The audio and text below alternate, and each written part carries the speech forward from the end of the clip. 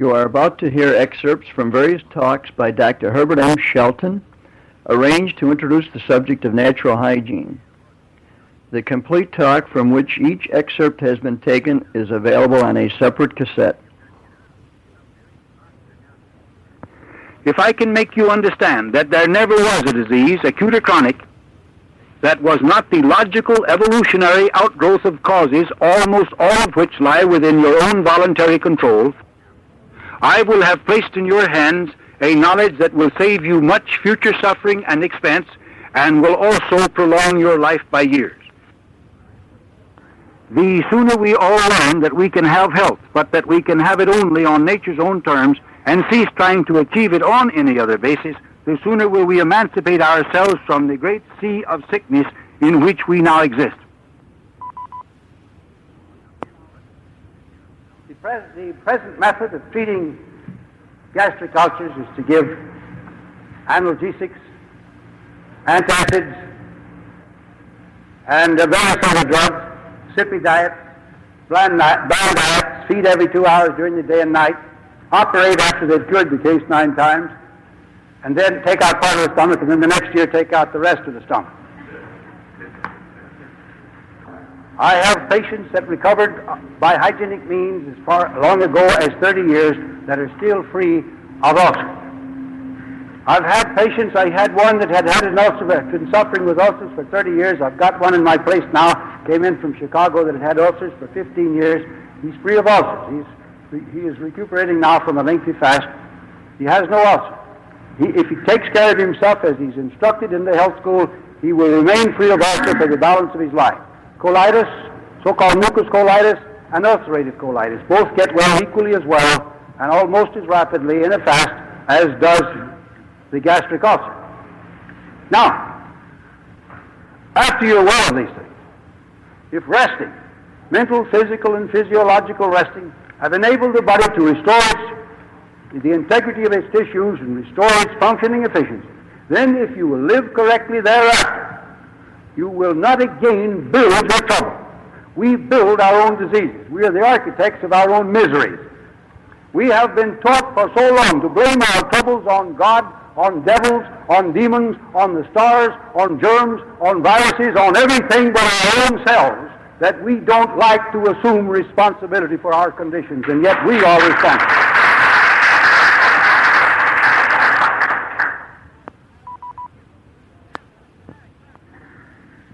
If a person has not lived according to the laws of nature and is really ill, do you believe you can bring this patient back to health within a reasonably short time by following natural laws anew? I didn't tell you the things I believe. I've been in practice for 41 years. In that time, I've cared for between 30 and 35,000 patients. I know what we can do. I've seen cases that were pronounced hopelessly incurable, restored to excellent health. I know that sometimes we get cases that have already reached the stage of irreversibility, and nothing will bring them back to health.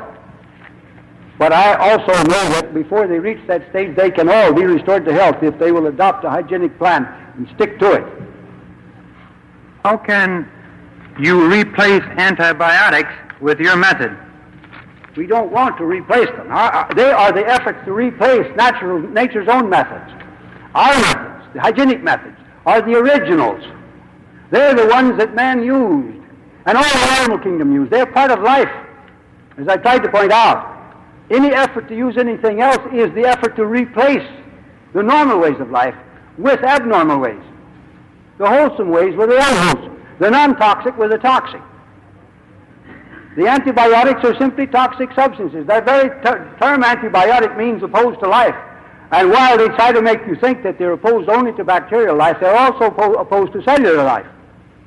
And the number of deaths that have occurred from the use of antibiotics throughout the world, and nobody knows how many, those that have been reported are supposed to be only a small percentage of what have actually occurred, have amounted to a worldwide slaughter. We don't want to replace a thing like that with something equally as slaughterous, but we want to replace them, or rather displace them, by a return to the normal ways of life.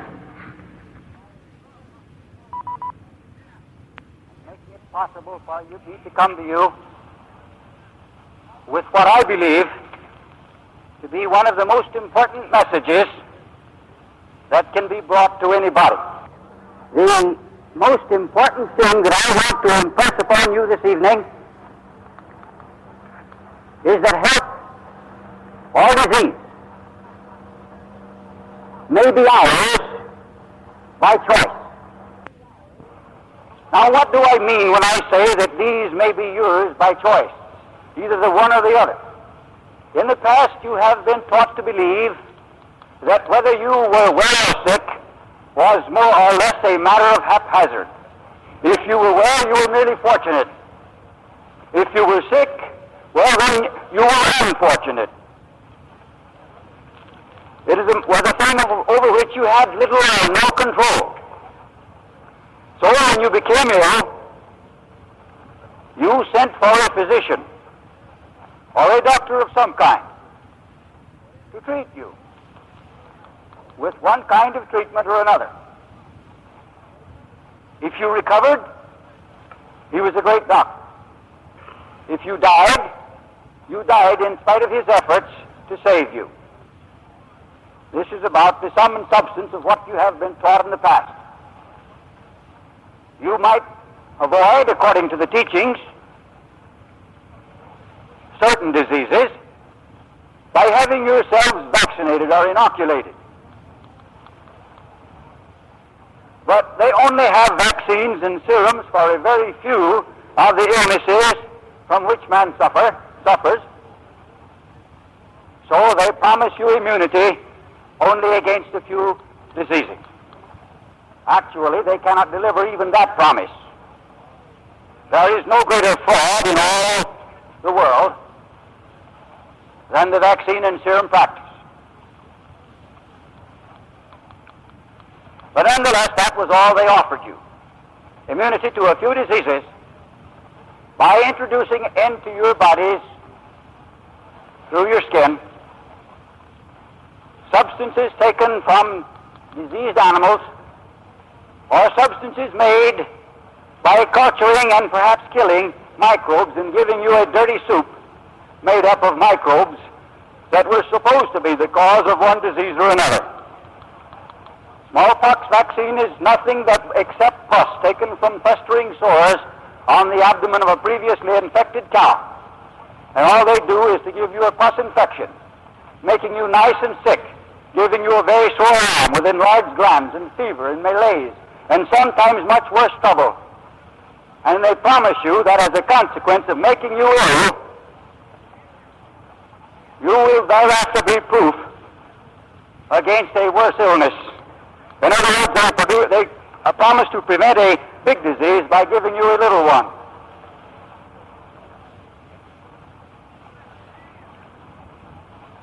The idea that man can be immunized is really a superstition. If immunization were a fact, if it were possible to really and truly immunize you against any so-called disease, it would constitute a setting aside or an annulling of the law of cause and effect. It would mean that you could come in contact with cause or take it into your body and it would have no effect. I think I could make that thing very clear to you, that principle very clear to you, if I tell you a story about a serum that I once invented myself. I invented a serum that immunized one against burning. I called that serum glycerine. I took the watery exudate that forms in a blister when one is burned, and I cultured it, triturated it, and put it through various very intricate processes until finally I had what I thought was the serum that would immunize one against burning. I inoculated a test subject with it. I gave him one inoculation a week for a period of 3 weeks, at which time, of course, theoretically, he was immunized against burning. Now, all of you have heard that old adage, "He that sitteth upon a red-hot stove shall rise quickly." Well, I took this immunized man and I picked him up and I set him down upon a wood-hot stove. And to my amazement, he sat there and laughed at me. Now, you don't have to believe that story. I don't believe it myself. But it is just as foolish to imagine that you can be immunized against one cause as it is to imagine that you can be immunized against another cause. That the law of cause and effect can be set aside by pus from a sick cow, by putrid serum taken from a sick horse, by a dead bug squirt made of dead germs of one kind or another, and that by putting these filthy things into your body, the law of cause and effect can be set aside, and you can be immunized against illness. Only very superstitious people can believe that. Now, they may be highly educated. They may call themselves scientists. They may be highly respected. They may be very intelligent. And they may be very good men and women. They may be sincere and honest. But they still are hugging a delusion. When I come to you this evening and say that health and disease may be yours, either the one or the other as you yourself choose, I do not offer to you a program of immunization. I do not come to you and say that we will annul the laws of life, that we will set them aside and we will do as we please and have health in spite of cause. I would not insult your intelligence by promising you any such thing. But what I do want to say to you is that whether you have one or the other depends upon whether or not you supply the conditions of the one or of the other. The laws of life never change. They're unalterable, they're immutable, and they're eternal. And they're just as sure and certain in their operations as any of the laws of this universe. An old professor once made the remark that a man who jumps from a tall building does not violate the law of gravity, he illustrates it. The same thing is true with us in doing other things. We do not violate any of the laws of life. It is impossible to violate a law.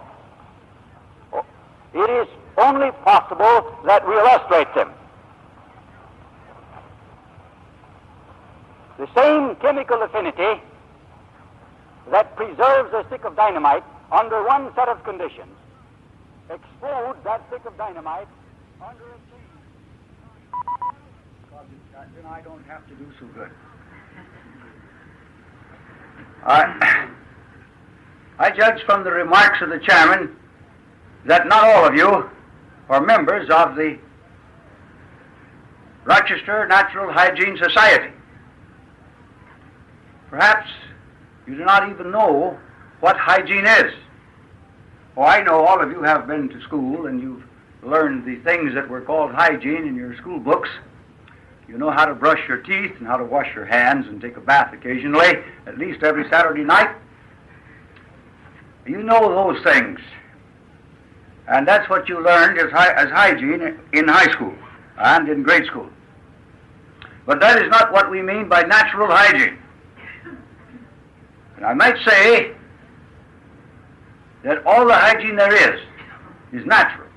And the only reason we add the term natural to our term hygiene is to distinguish it from the spurious type of hygiene that is commonly taught in our schools and colleges.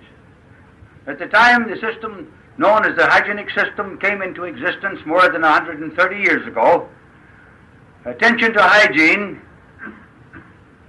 was not known. No attention was given by the various medical professions of that time to hygiene. And when the hygienic system was originated and promulgated, it made rapid progress among the people, despite the opposition of the medical professions, with occasional exceptions in those professions.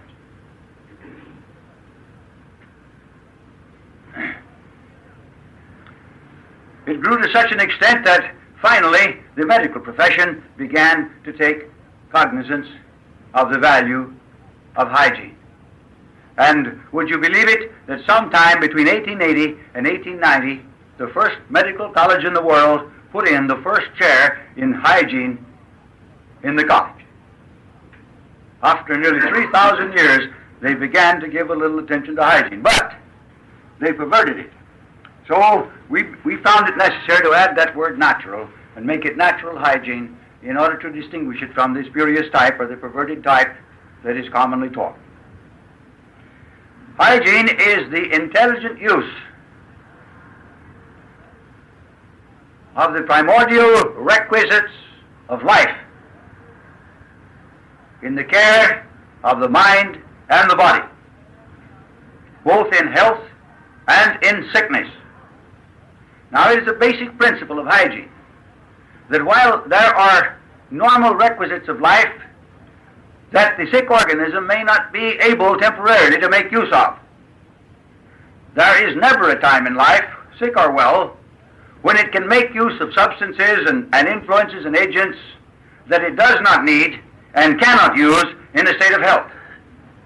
This means, of course, that all that great mass or catalog of poisons that is contained in the pharmacopoeias of the world and that are employed or have been employed in the treatment of the sick by the various medical professions, all of which are poisons, as I have mentioned, have no value either in health or in sickness.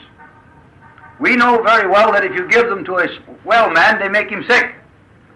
We know equally as well that if you give them to a sick man, they make him sicker. They do not have one effect in the body of the sick and an opposite effect in the body of the well.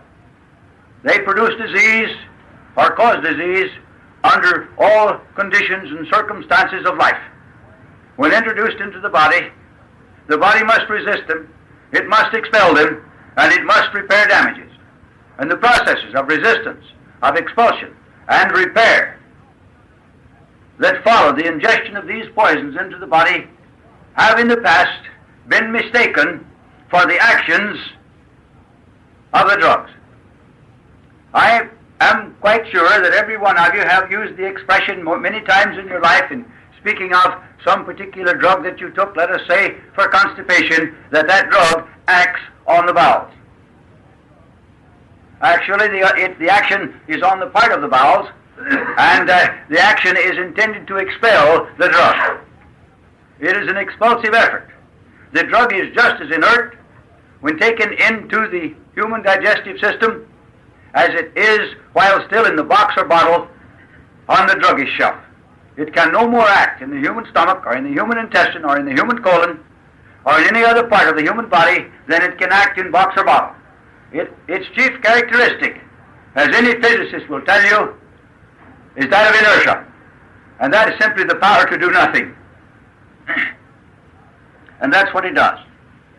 The action is on the part of the body, not that of the drug. I'm not going to take time tonight to go into all the details. I could spend a week talking on that one subject without exhausting it.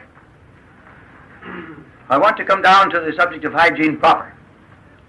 I merely made these statements to give you, if I could, an understanding of what takes place when you take substances of any nature into your body that the body cannot convert into living structure.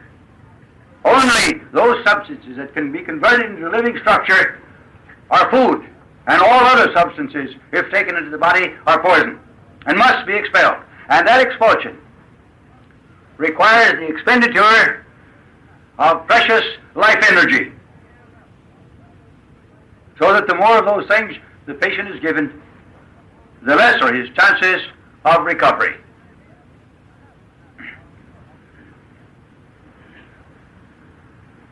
To recover health, and that is what the majority of people today are interested in, because almost everybody is sick.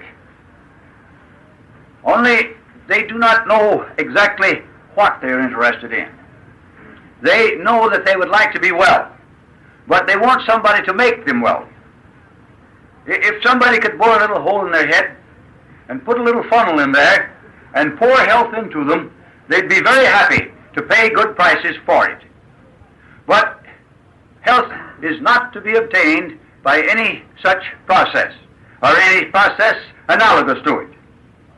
Health is to be obtained by processes that are entirely different. And it is this to which I wish to address myself at the beginning. The first requisite for the recovery of health is the removal of causes that have impaired and are impairing health. This has not been the traditional practice in any of the schools of so-called healing. They have sought to treat the patient. Primarily, they have sought to suppress the symptoms. And if they can suppress a symptom, they are happy to announce that the patient is better. Actually, he may be worse. Often, a physician will say that the patient is out of danger, and within 24 hours, the patient is dead. Because the physician, standing in his own light by masking symptoms, by his suppressive measures, does not actually know the condition of his patient. If the patient has pain, he gives an anodyne to relieve the pain, which means that he sandbags the nerves into insensibility. They are no longer able to give a warning. Do you have a headache? He gives you an aspirin or some other drug to stop your headache temporarily. Not something to remove the cause of the headache, but something to temporarily suppress the pain. Do you have constipation? He gives you a laxative or a cathartic, or a purge or a drastic, to force bowel action. He does not do anything to remove the cause of the constipation. Something to force bowel action. But the use of these things invariably makes constipation worse. Do you have a diarrhea?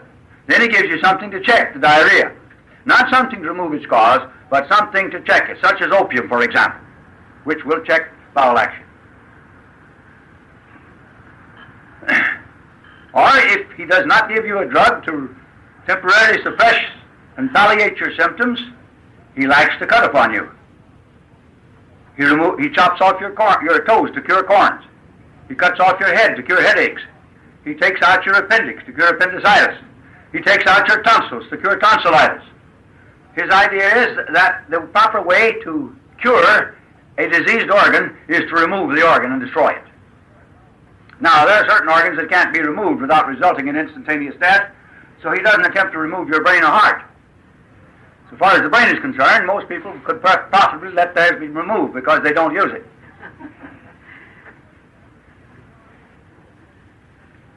If they did, they wouldn't submit to the practices that I'm describing.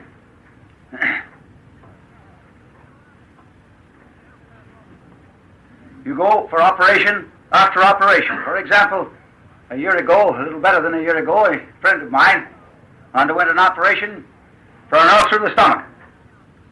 They removed about half of his stomach. He has another ulcer of the stomach. They didn't remove cause. They removed part of the stomach. So, he has another ulcer. Now they want to operate, take out the rest of the stomach, and unite the esophagus with the duodenum. But they still haven't removed cause.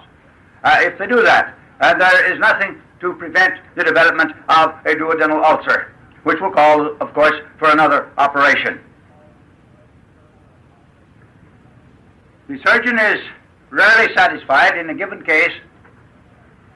He starts out with the idea that I'll restore this man to health by taking him apart piece by piece and consigning him to the garbage pail. So he gets his teeth, and he gets his tonsils, and he gets his gallbladder, and he gets his appendix, and he gets his prostate gland and his seminal vesicles. If it happens to be a female, he gets her tubes and her ovaries and her womb. He gets anything he can that won't result in instantaneous death. And his idea is that if I can convert this person into a mass of scar tissue and a bundle of nerves, then I can send him to a psychiatrist. And the psychiatrist can tell him all your diseases are all imaginary, there's nothing wrong with you. It's all emotional disturbances, and if we can just get you straightened out emotionally, all will be well. Psychiatry came into existence to help out the surgeon. None of these measures, whether surgical measures or drug measures, are intended even remotely to remove the causes of the trouble. Now, hygiene is not vegetarianism. It embraces vegetarianism. That is, vegetarianism is a small part of hygiene. But I find many people who imagine that if they're vegetarians, they're hygienists. And I have them coming to me and saying, well, now, I've been a vegetarian for 10 years, for 8 years, for 5 years, or for 20 years, or longer. And then they ask me, now, why am I sick? Or why don't I get well? And sometimes it seems almost a Herculean task to make these people to understand that vegetarianism is not a complete way of life. It is not hygiene, which is a complete way of life.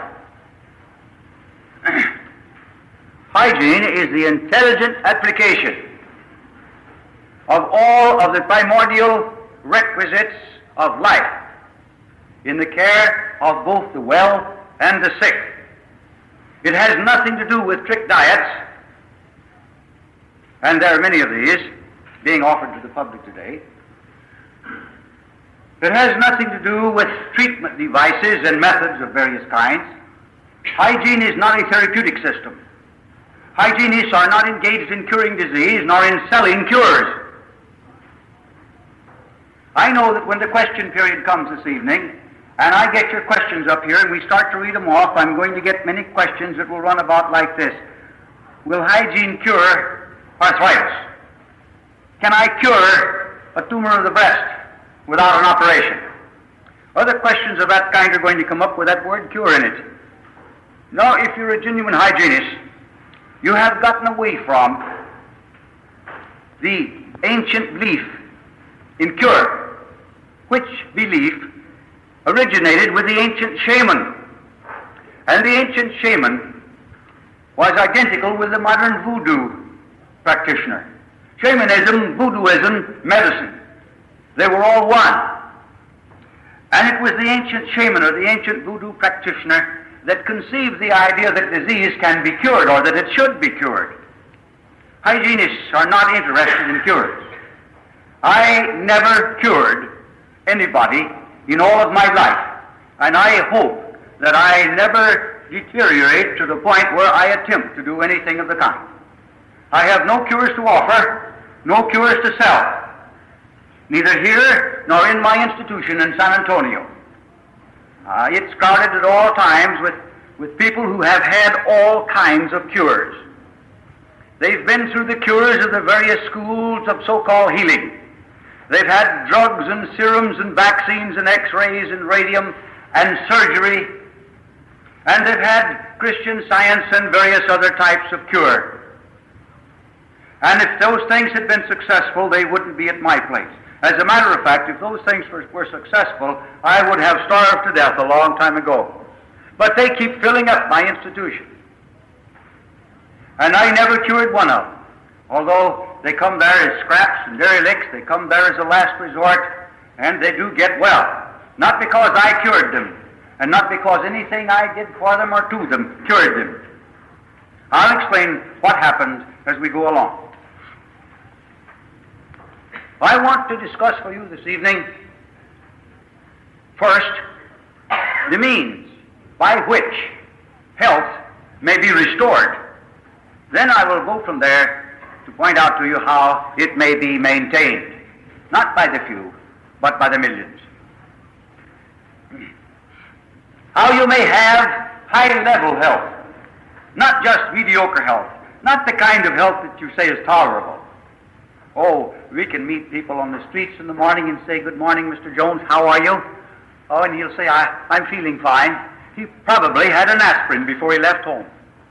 Or he took a cathartic or a laxative. Or he had an enema. Or he took a cold bath to wake himself up when he got out of bed. The old-timers used to have an eye-opener in the form of a toddy. Many of you take a cup of coffee, but others take a cold bath. It all serves the same purpose. If you need anything to wake you up in the morning besides the vigor that you should acquire during your period of rest and repose, there's something wrong with you. You shouldn't need any forcing measures of any kind. You should bounce out of the bed in the morning like a young child or a young colt, full of vigor and full of vim and raring to go. Shouldn't have to have goads and pricks to drive you along and push you through the day. The first requisite of recovery of health is the removal of all causes that have impaired and that are maintaining the impairment of health. I don't care the name that they give to your so-called disease. Your so-called disease is a complex of symptoms, and they name it one disease or another disease, largely according to what particular symptom or two or three symptoms predominate. But you will discover, if you take any standard work on symptomatology of the various diseases and read over the symptoms of these various diseases, you will discover that the symptoms are all very much the same.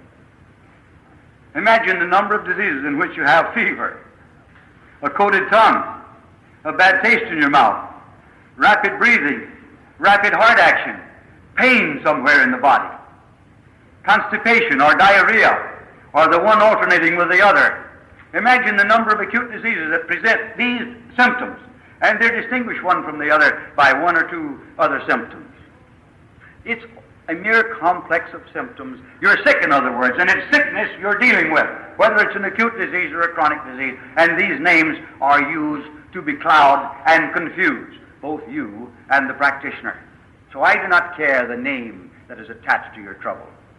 If we can find and remove the cause, neither the name nor the symptoms amounts to anything. And that is the first requisite of recovery of health. Remove cause. Imagine trying to sober up a drunk man while he continues to drink. It's just as foolish as trying to restore a man to health while he continues to produce his sickness by his indulgences and practices day by day. You build your own diseases. You're the architects of your own misery. And so long as you continue to build it,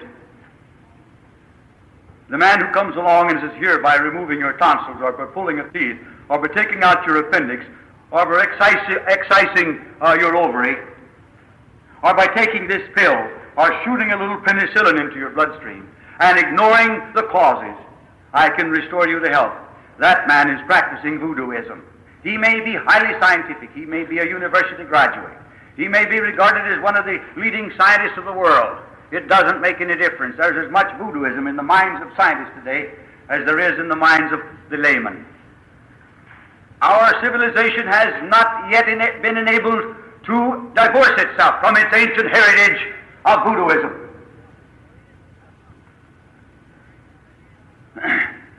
Imagine trying to cure the tire following work or exercise with some kind of a pill or potion while the individual continues to work or to exercise.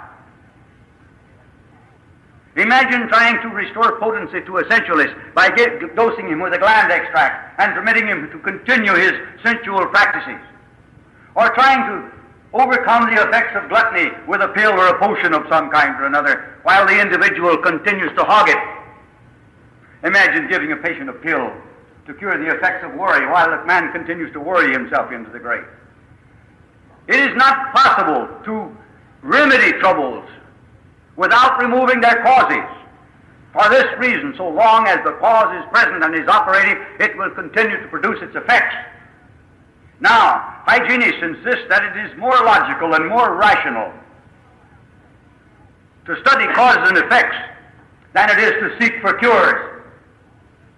We've had more than 3,000 years of intensive searchings for cures. In all parts of the world, the search for cures has gone on.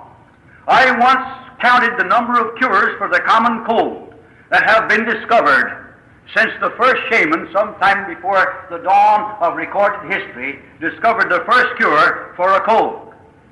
It ran something over 7,000,006. Now, anybody that doubts my count can go back and recount them. But it doesn't make any difference whether I'm a few cures off or not in my count. The fact remains that with all the cures for the common cold that have been discovered, they still have no cure for the cold. Only the other day, I heard a joke. A man went to a physician and he said to him, "Doctor, I have a cold. What shall I do?" It was in the dead of winter when this took place, and the doctor says, "Well, now you go and take a cold bath. And while you're still wet and still unclad, you go out into the icy blast of winter and stand out there for half an hour." And the patient said, "Well, doctor, if I do that, I'll get pneumonia." And he said, "Well, we've got a cure for pneumonia." They have cures for all the formidable troubles. All the more serious forms of disease or pathology, they have cures for them. They claim they're curing 70,000 cases of cancer a year in this country. But they can't cure a cold. They can't cure pimples that you may have on your face. They can't cure a simple, uncomplicated constipation or a functional indigestion. They can't cure the simplest forms of pathology, but they tell you they can cure pneumonia and cancer. Well, I'll tell you how they cure cancer. It's a very simple matter. I've had a lot of them to get well in my institution. I never cured one, of course. I've had them to get well in 3 days. 3 days to get well of cancers. Not real cancers, but diagnosed cancers. I've had numerous of them to get well in from 3 days to 2 weeks. After immediate operations were insisted upon, and the patient was told that only an operation could be of value, and if you wait for a short while longer, it may be too late. And then they'd get well in 3 days or a week or 2 weeks. Was it cancer? I say no. And these are the kinds of cancers that are being cured by those who say they cure cancer, because these kinds of cancers are getting well all the time, with or without treatment of any kind. Old Mother Nature is constantly busy restoring us to health in spite of ourselves. The constant and ceaseless tendency of all life is upward, healthward. And the very instant that anything, even the slightest deviation from normal, takes place in the living organism, that very instant repair processes are set into operation. That very instant the body begins to heal itself. And the only reason you never get well is that you do more damage each day than old Mother Nature can repair during the night. If you did not continuously break yourself down, the repair processes of life would keep you in excellent condition and repair your slight damages. And this is the healing work. It is not something that somebody does to you or for you. Healing is a vital process. It is done by you. You get well under your own power, by your own steam, and nobody gets you well. Nobody cures you. Nobody else restores you to health. The only thing that anyone else can do for you that is of any constructive value is to teach you, to guide you, to direct you. And that's only necessary because you have permitted yourself to be brought up not just in ignorance, but in misinformation. You believe in cures. Maybe many of you don't, but the world in general believes in cures. And the first thing it does when it scratches itself with a pin is to run and have an injection of anti-rabies, not anti-rabies, but anti-lockjaw serum, anti-tetanus serum. And there are more people killed every year by anti-tetanus serum than ever die of tetanus. Serums and vaccines are all killative. They all produce trouble. There is no such thing as a safe vaccine or serum. There never has been one. And in the very nature of things, there never can be one. It is not possible to introduce through the skin, into the tissues, or into the bloodstream of human beings foreign substances, however innoxious they may be otherwise, without running the great risk of producing danger. Even distilled water can be dangerous. The white of an egg can kill you. The protein of milk can kill you. Even innoxious things, ordinarily innoxious things like this, are deadly if they're introduced directly into the blood and tissues without first undergoing the processes of digestion. All vaccines and serums have left behind them a trail of disease and death. And there is not a vaccine or serum now in use, or one that has ever been in use.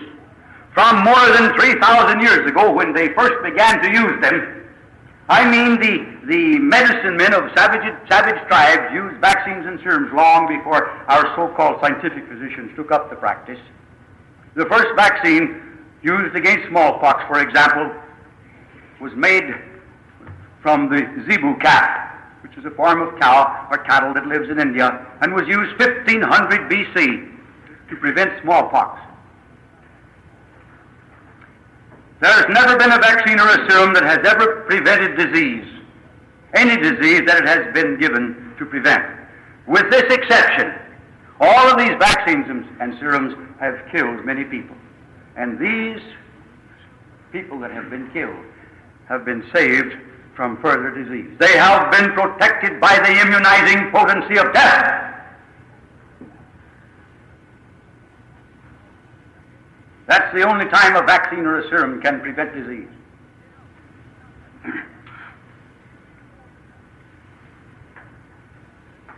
These things do not remove cause. How can you prevent disease without avoiding its cause? Do they know the cause of polio? Oh, they tell you they know 4 viruses, and they think there may be more that cause polio. Well, if such viruses exist, they're with us all the time. They've been with us all down the ages. Epidemics of polio should have existed a long time ago. They should be with us every summer, all through the year in all parts of the country. And it shouldn't be just a handful of people in each community that develop polio.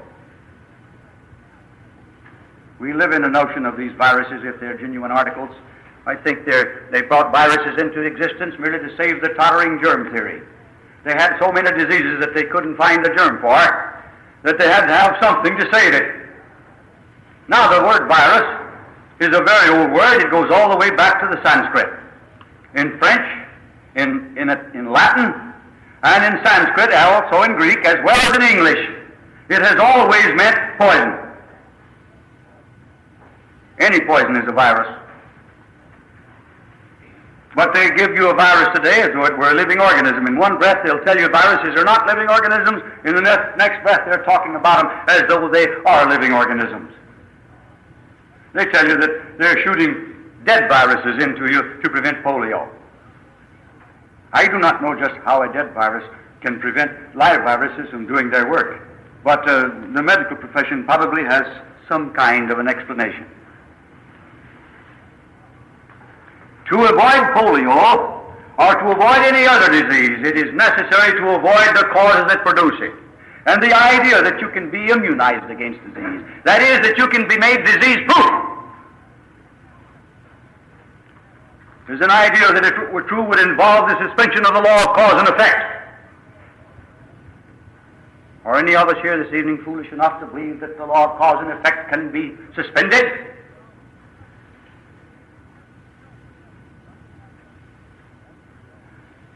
And yet that is exactly what you're offered.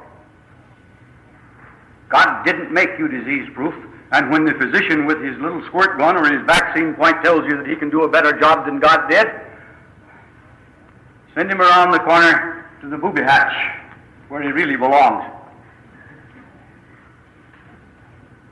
You can't be made disease-proof by any means at all except by avoiding the causes that produce it. Stop building your diseases, and you'll stop suffering with them. Now, to remove cause, it becomes necessary to know what cause is. We started several thousand years ago with the idea that disease is due to an attack on the body by evil spirits, demons or devils. And the methods of restoring the patients to health were means of casting out or exorcising these demons or devils. They burned people with firebrands. They poured all kinds of nauseous and disgusting substances down their throats things that would cause them to vomit, or cause nausea, or cause diarrhea, or cause pain, or cause distress of some kind or another. And the more distressing the substance was, the more power it was supposed to possess in driving out the devil, or the demon, or the evil spirit. And today we have a system of practice that is directly descended from that ancient system. And while it is no longer, in this country at least, engaged in trying to exorcise evil spirits, it is still using the same means and measures, only it is trying to drive out or kill evil germs and evil viruses. Something else that is attacking the body. In other words, the reigning conception of the essential nature of disease today is identical with that of the caveman. We have made no progress in all these thousands of years in our conception of the essential nature of disease. And while we have changed our methods and measures more or less all down the ages, there has been a ceaseless change of methods. As a matter of fact, there has been an undying faith in the medicine man and his bag of tricks. In recent years, what have we seen? A great rash of wonder drugs, following one upon the heels of another, and cure-alls. Do you remember a few years back when it was almost, when artificial fever was almost a cure-all? Every time there was a medical meeting, new diseases were reported to be amenable to artificial fever. And then there was another period when every time there was a medical convention anywhere in the country, new diseases were reported as having yielded to treatment by snake venom. From artificial fever, suddenly we were introduced to frozen sleep, which they thought for a time was going to prove to be even more of a cure-all than artificial fever. But the frozen sleep didn't last long, because the sulfur drugs soon crowded it off the front pages of the newspapers and the magazines. And the sulfur drugs ran along for a few years and did their quota of damage, to be followed by penicillin. And penicillin, after doing much damage, and it is still doing much damage, had streptomycin and various other so-called antibiotics added to the list.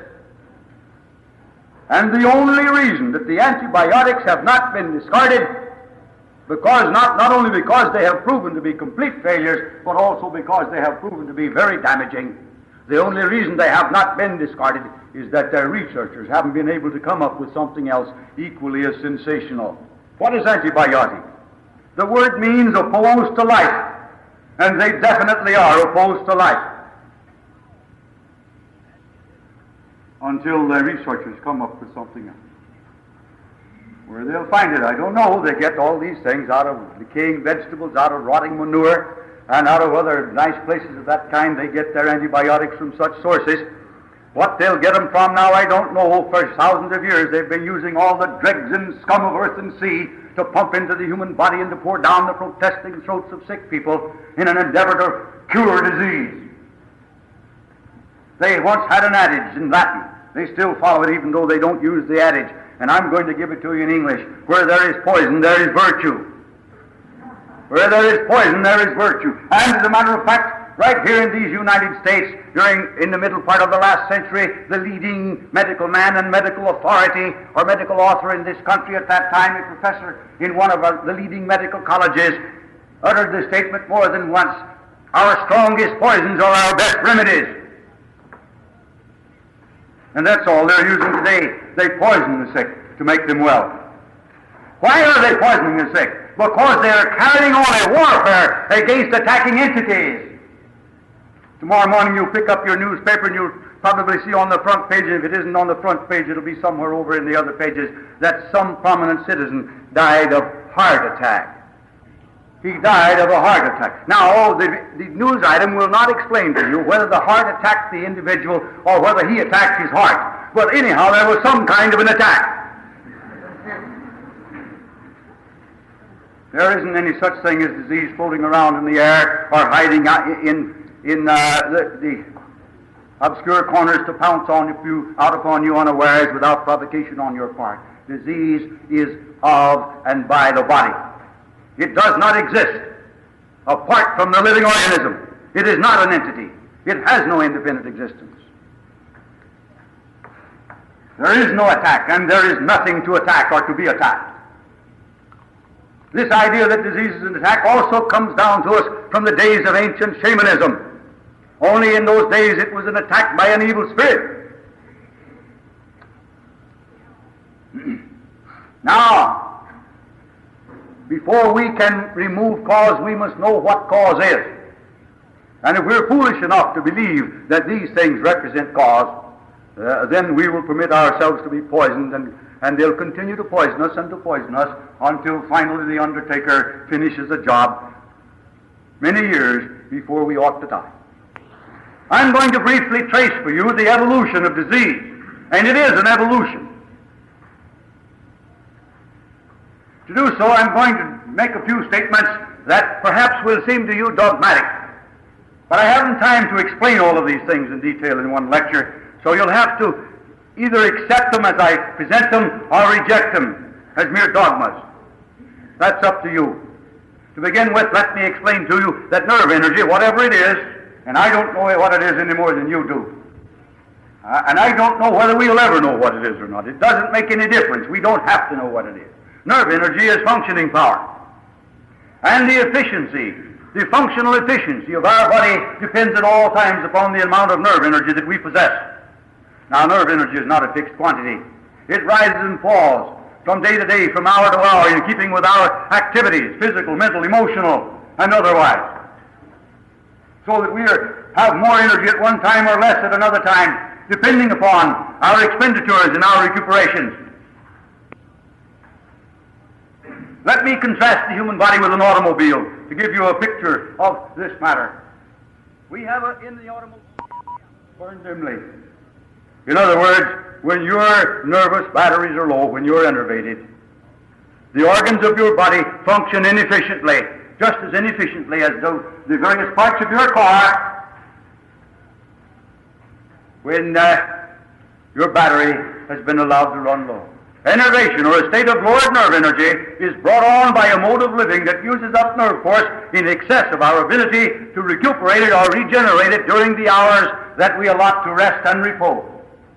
We expend energy by excesses, by overeating, by sexual excesses, by overbathing, by over-sunbathing, by overwork, and various other types of excesses. All sources of enervation are sources of trouble. Worry, fear, anxiety, jealousy, self-pity, anger, grief, and all emotions of that type. And some of us just love to worry. We aren't happy if we haven't got something to worry about. And these things are all enervating. And then there are our various stimulant habits. Just think of a nation of over 150 million people, nearly all of whom are drug addicts. Can you imagine that? If you are old enough to be out of the cradle, you are probably already a drug addict. If you live in these United States, you use coffee, which contains caffeine, or tea, which contains a similar poison, or chocolate or cocoa, which contains a similar poison, or you use beer or some other alcoholic drink, or you use tobacco in some form or another. You're taking, if you're just a little shaver that is still wearing three-cornered pants, you're taking one or the other of these, and if you're an old person, you're probably taking more than one, 3 or 4 or 5. Soda fountain slops of one kind or another, all of which are poisoned, none of which have any business in the human body at any time, under any circumstances, for any purpose whatsoever.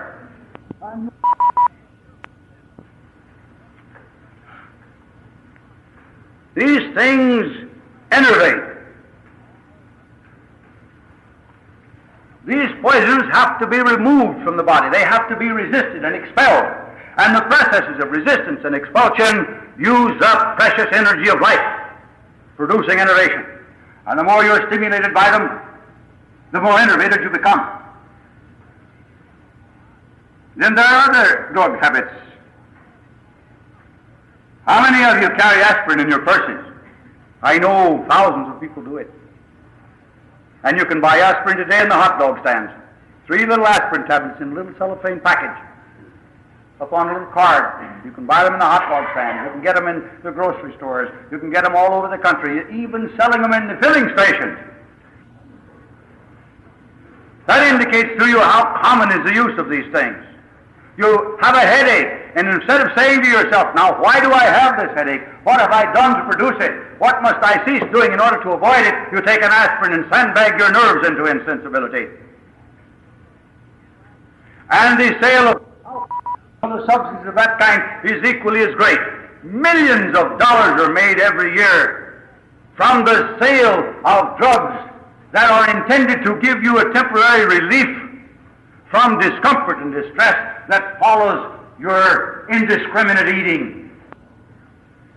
So you had a meal that no digestive system on the face of the earth could digest with any degree of efficiency. You dumped your food in indiscriminately and haphazardly. The mixture is such that the digestive enzymes cannot possibly handle it.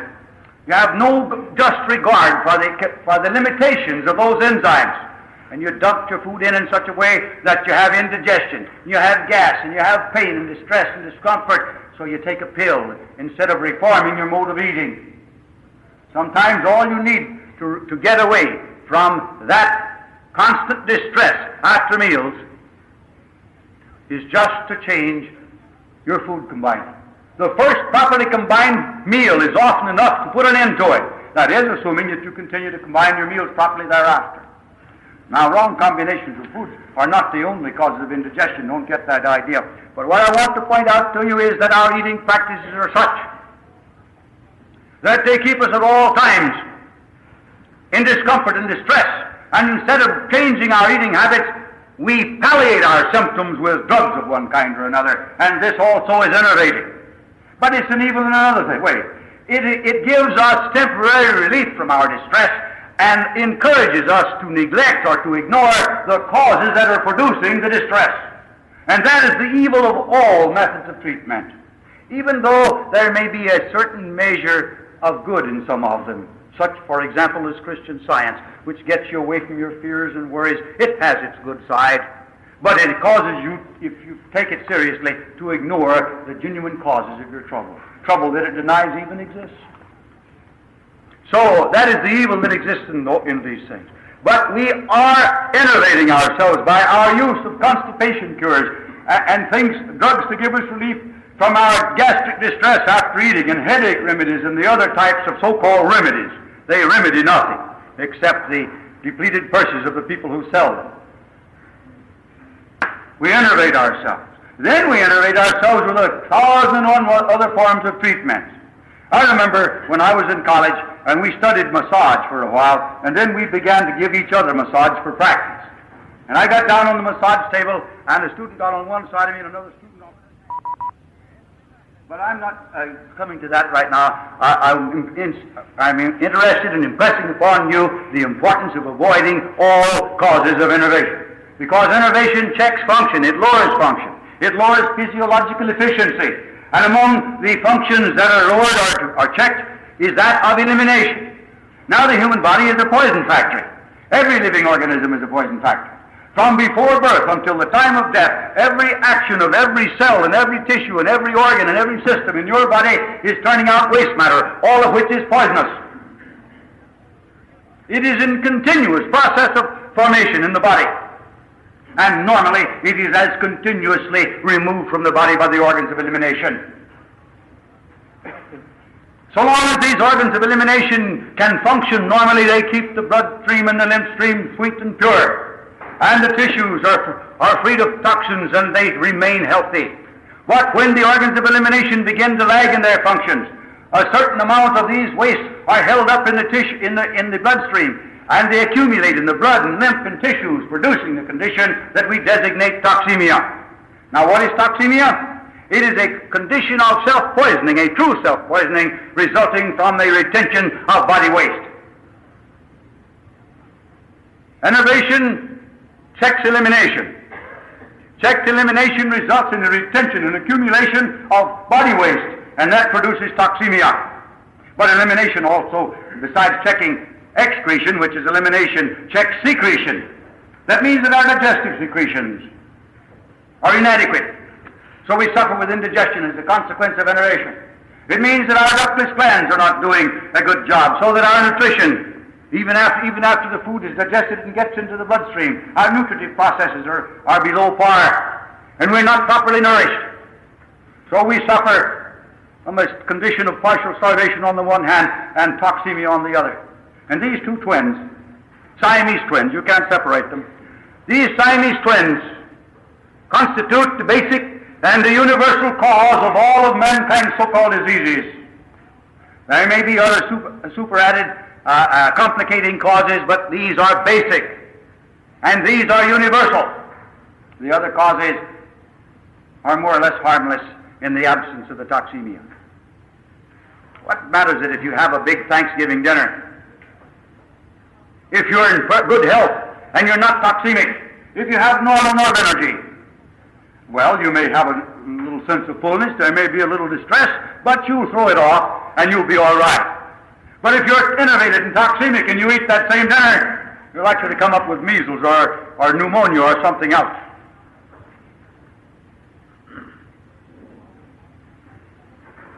So our superadded causes are effective in producing trouble or in inducing greater trouble only if we're enervated and toxemic. Now, how are we to remove these conditions? In order to get well of our trouble, there are three major needs of recovery. First, we must eliminate toxemia. Second, we must restore normal nerve energy. Third, we must correct the mode of living that is responsible for the enervation and toxemia. How do we do this? Well, in the first place, we need some means of immediately increasing elimination. And how are we to do it without first increasing our supply of nerve energy? It can be done. Now, the human body has means of switching its energy from one place to another. As, for example, you eat a big meal and go to bed and take it easy. Or you eat that same meal and go out and run for 4 hours. If you go to bed and take it easy, at the end of 4 hours, the meal is practically completely digested. If you go out and run for 4 hours, at the end of 4 hours, almost no digestion has taken place. You can't divide your attention in that way and do it efficient and carry on your functions efficiently. So when we stop activities that are regularly carried on, we immediately increase the amount of energy that is available for use through the eliminating organs.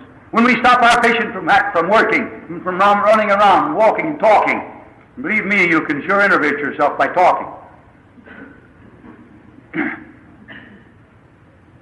When we stop that, put the patient to bed and make him rest, there's an immediate increase in elimination because there is more energy now available for use through that channel.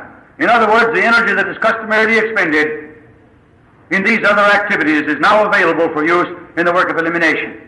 If we poise the patient's mind, if we get him to cut out his worry and his anxiety and his fear and his grief and his jealousy and all of these things, which isn't by any means an easy task, but it can be done slowly, then the energy ordinarily expended and wasted in these ways is immediately available for the work of elimination. If we cut him off from his tobacco and his coffee and his tea and his alcohol and his soda fountain slops and the various other things that he takes into his body and stops that waste of energy through the stimulant practices, all the energy commonly wasted in that way is immediately available for the work of elimination.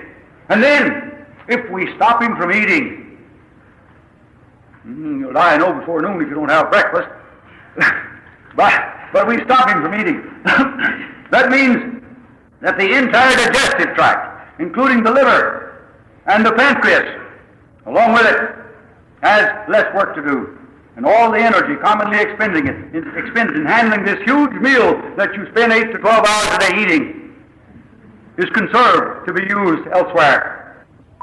If I take a patient who has a blood pressure of 160 and a pulse count of 80 a minute, and I put him to bed and stop him all of his stimulants and stop him from eating, within a few days his pulse rate is down to anywhere from 40 to 60. It usually settles after a few days somewhere around 60, and there it stays, except when you jump up and become active. But there it stays. The blood pressure falls. The heart is doing less work. Think of it. 80 beats a minute and now it's 60. That's 20 pulsations a minute less, pure, than it was doing beforehand. 20 a minute. 60 minutes in an hour means that the heart is pulsating 1,200 times less an hour than it was doing while you were active and eating. 1,200 times less in an hour. Now figure it out. There are 24 hours a day and 7 days in the week, and see for yourself the enormous saving in energy that heart gets from that rest. And not only does the heart rest, but the digestive tract rest, the liver rest, the pancreas rest, the lungs rest, the nervous system rest, the glandular system rest. The whole physiology takes a rest except the eliminating organs, and they work overtime because they've got more energy to do it, and they have lots of work that they've got to do. They're way behind on their work. So they begin immediately, and within 12 to 24 hours after you institute this program, you can see with your own unaided eye, or you can send the materials to the laboratory and have them analyzed and discover through chemical analysis that you have induced a great increase in elimination of toxins from the body. And that elimination continues right on through that fast or that period of physiological rest until the toxins are eliminated. Then the excretions become normal. Slowly they return more and more towards normal until they become normal, and the patient who hasn't had any desire for food up to this time becomes hungry and he wants to eat. And we feed him. Now he's cleaned out, but he's thin, and often he's weak. Sometimes he's not. I've had patients that were so weak when I started them on the fast that they couldn't walk up the steps. I had them to get down on their hands and knees and crawl up the steps. And after a week of fasting, I've seen them get up and on their feet and run up the steps. I see things like this all the time, so I know that that old medical slogan that you have to eat plenty of good nourishing food to keep up your strength is not true. We have to stop all nerve leaks if we expect to recuperate our energy. Having done this, we are in a state of health, but we are not in a state of positive, vigorous health. To build positive, vigorous health, we have to take up our second requisite of health, or of recovery. And this is supply the body with all of the primordial requisites of life. Now what are they? Air, and sunshine, and exercise, and rest, and sleep, and cleanliness, and poise of mind. These are the requisites of life, not poisons. What is a poison? Anything that is not a food is a poison. Anything that you put into your body that cannot be converted into living structure is a poison. Now, poisons range in toxicity all the way from almost nil at one end of the scale to such high toxicity at the other end that a drop of them placed on your tongue will kill almost like a stroke of lightning. But anything, however innoxious it may appear to you, that cannot be used constructively for your body should never be taken into that body, whether you're well or sick. And keep this in mind. The sick organism cannot make use of anything that the well organism cannot make use of. You do not give poisons to the well in order to nourish them. You know that if you poison the sick man, the well man, you make him sick. Why then do you expect to give poisons to the sick man to make him well? They only make him sicker if they do not kill him outright, which they frequently do. Very few patients suffering with acute disease ever die of the disease or its causes. They die of the treatment. This is not to say that the physicians deliberately kill their patients. They believe in what they're doing, and the fact that they believe in it is demonstrated by this series of facts.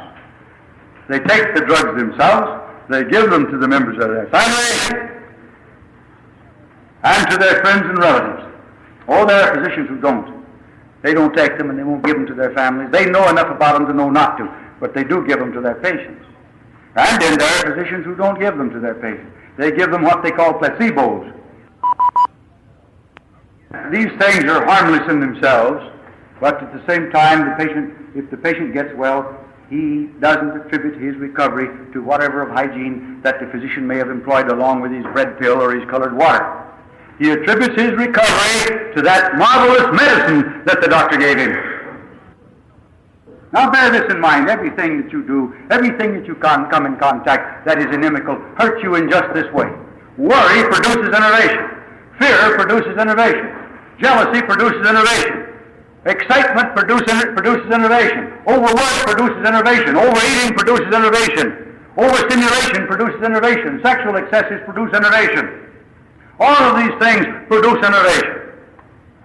You don't have to look for specific results from any of them. One particular disease caused by worry and another particular disease caused by overeating and another particular disease caused by something else. It doesn't work that way. These things produce enervation. Enervation results in toxemia. Toxemia produces your various diseases, and your disease develops in keeping with your own diathesis or your own constitutional tendencies, and in keeping with the abuses and taxes that you place upon various organs of your body. Those organs that are most taxed are the ones that become ill first. Whether it's by work, by environment, by habit, or whatnot, or those organs that are weakest from hereditary causes. These are the ones that become ill first. Your disease, out of the same toxemic condition, develops in keeping with your constitutional tendencies. They need not develop. Constitutional tendencies are not causes of disease. They only determine the kind of disease you have. Toxemia is the cause, and the motivation brings on the toxemia. Correct that motivation. That is important. How? How do you stop smoking? Well, you taper off. No, you don't, because the practice of tapering off gets you down just so far, and then you start tapering on again. Before you know it, you're smoking more than before you started tapering off. There's only one way to stop smoking, and that's to stop abruptly. Oh, you'll be irritable and grouchy for a few days. I've seen men that were so grouchy when they tried to stop smoking and so irritable and nobody could get along with them, and the wife would finally go and get the old man's pipe and bring it and say, "Here, go on back to smoking. I can't tolerate like that." But if he'd just hold on for a few days, he'd eliminate all the accumulated nicotine from his body, his nerves would be repaired, and he'd enter into a new life.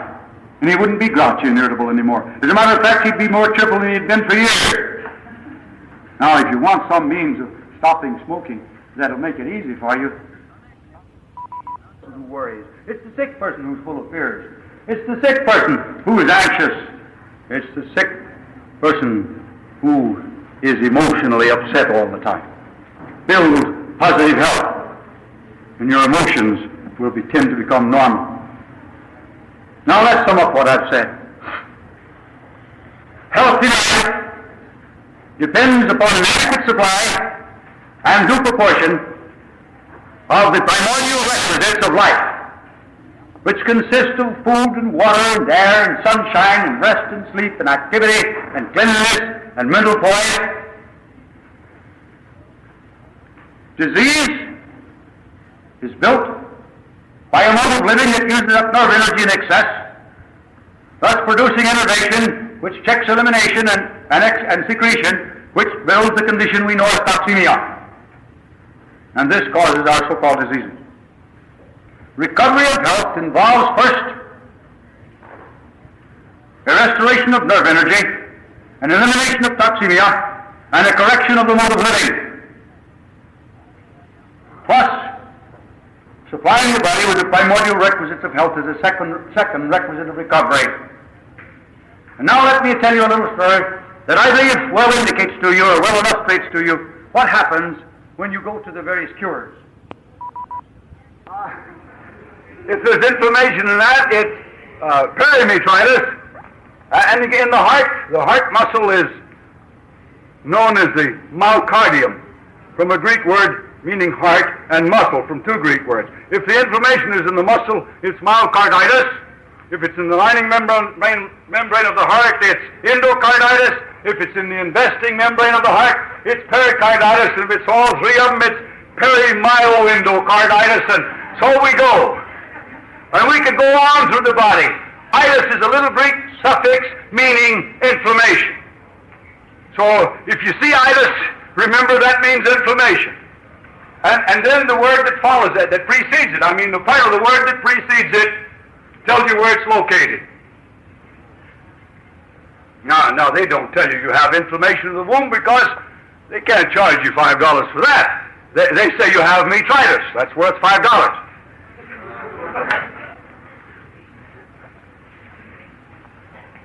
And besides that, if they tell you that you have inflammation of the womb, you might suspect that inflammation is inflammation wherever it's located.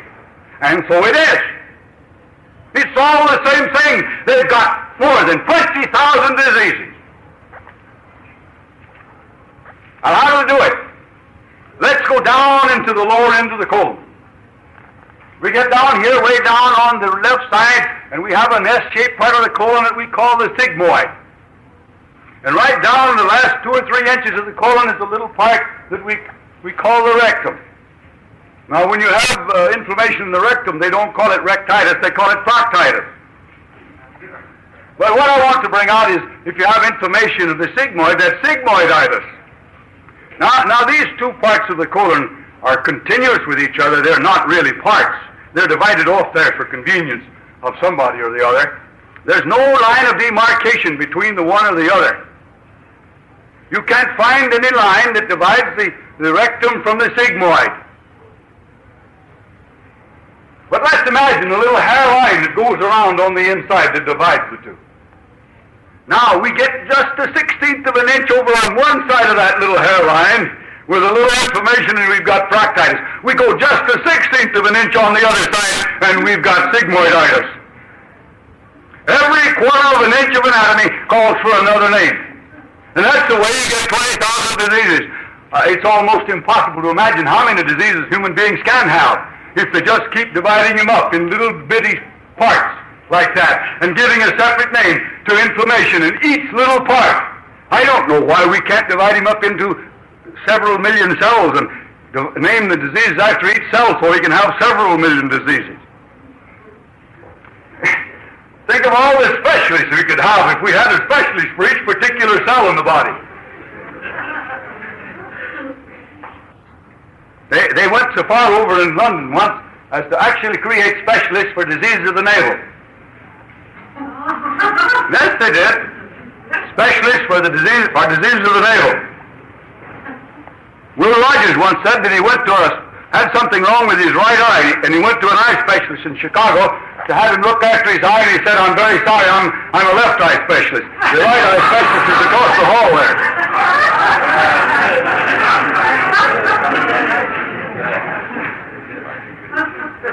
What's the matter with a physician that can't take care of the human body?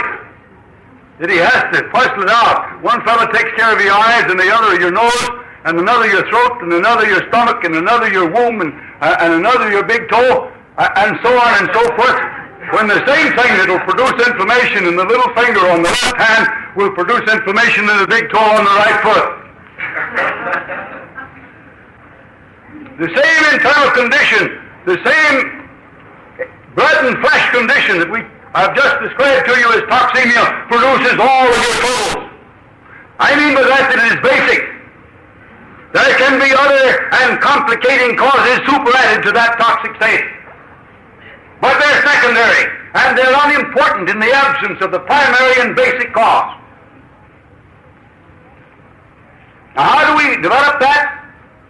Let's go back. A mode of living, such as I described to you in the first part of my lecture last night, that uses up nerve energy in excess of your ability to recuperate it or to regenerate it during the hours of rest and repose, lowers nerve energy. Nerve energy is functioning power. When nerve energy is lowered, elimination is checked. Secretion and excretion are both checked.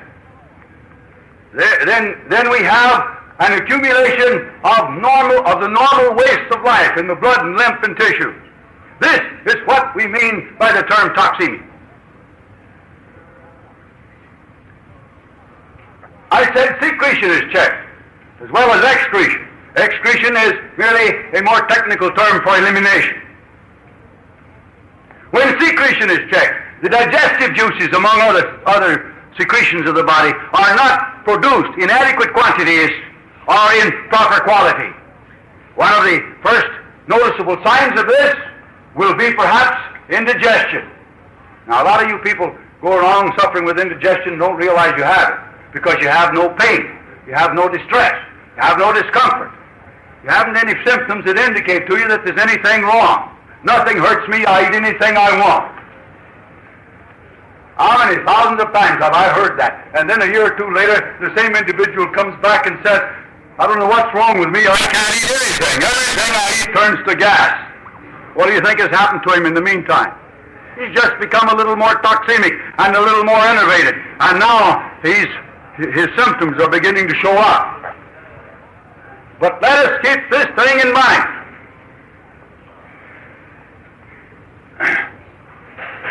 Diseases, whatever we name them, do not come into existence full-blown. Disease is an evolution. It starts in minute and imperceptible beginnings, and it gradually evolves, step by step, and stage by stage, from that first cold or first diarrhea in infancy to diabetes, or Bright's disease, or cancer, or tuberculosis, or hardening of the arteries, or heart disease, or apoplexy, or some other of the so-called degenerative diseases of later life by the time you're 35 to 40 or 50. All the time that evolution of disease is going on, it is interspersed. Nonetheless, during the past few days, I've had the pleasure of lecturing to most of you, and during that time I have received numerous questions about how to cure arthritis and asthma and various other things. And while I've emphasized to you the fact that I am not engaged in the curing business and that curing disease is a voodoo program, I have continued to say to you, I'm going to give you the details for that Friday. Some of those on the front seat had a great bit of fun out of that, but those of you who were kept asking what to do for this, that, and the other were really trying to run before you learned to walk. It was necessary that you get the preceding lectures before you could be prepared to understand all that you need to understand in caring for yourself with these various conditions that you ask about.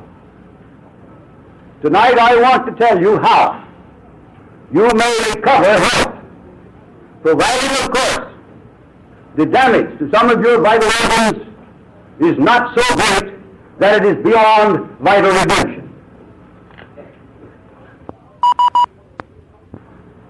Walking down the street the other day here in the city, I passed a bookstore. It was closed.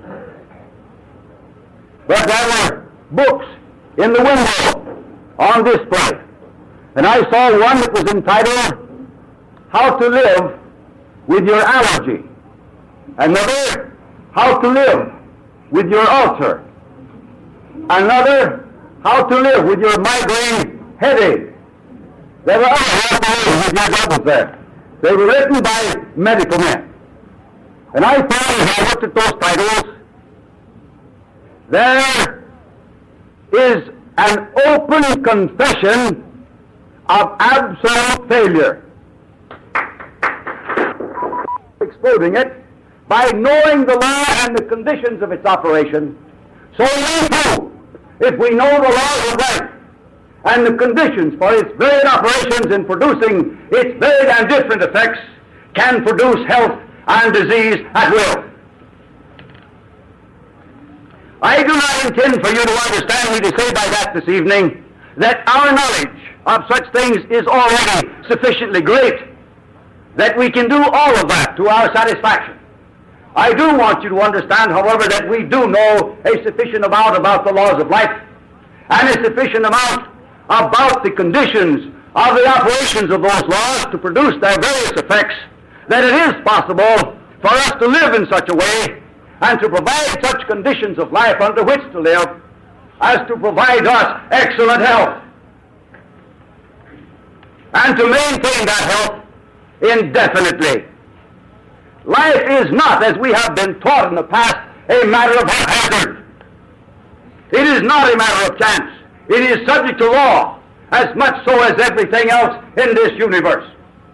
And instead of studying the laws of life in the past, instead of studying causes and effects, we have been chasing for more than 3,000 years the will-o'-the-wisp of cures around the same old mulberry bush or gooseberry bush.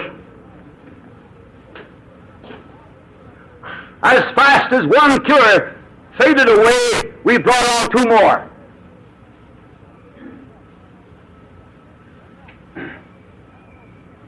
The first requisite in the recovery of health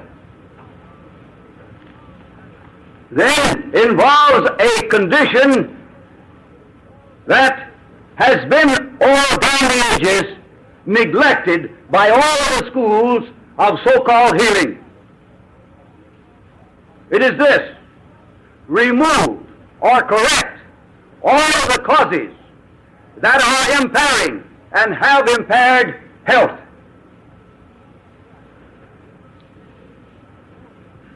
The methods of caring for the sick in the past have ignored cause.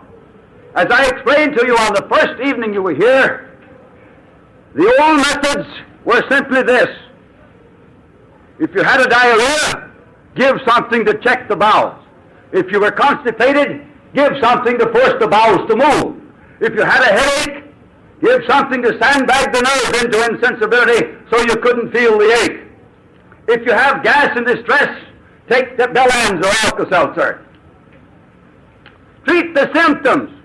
If you go through a medical textbook on the practice of medicine and take up disease after disease as you go along, you will be surprised at the monotony and the frequency with which a phrase such as this will follow in giving the care of each disease. Treat the symptoms as they arise. I heard it. You see, I heard the other program. That's why I asked the same question. I'm no fool. About yourself, sir, may I ask you, why did you choose natural hygiene? Dr. Shelton. Well, I can't tell you the story that many do, that I chose it because I was ill. I wasn't. I haven't been ill. My life has been more or less one of health. I was a high school boy, and by mere accident I discovered a magazine devoted to it on a magazine stand one Saturday evening while I was going to the theater. I bought it, I read it, it appealed to my sense of reason, and I started then to study it. Later, I went to college to take it up. I didn't have any idea of using it professionally. When I went to college, I wanted it to get the knowledge really for my own personal use. It was after I got into college and got into the psychology of professionalism that I decided to use it professionally. That was back in, when I first was introduced to it back in 1911. I'm sorry, Doctor. Go ahead. You got to know. I'm just curious to know. I'm curious to know how, for example, a man like yourself actually not only gets started but continues in a field, I assume, as interesting and as exciting as natural hygiene.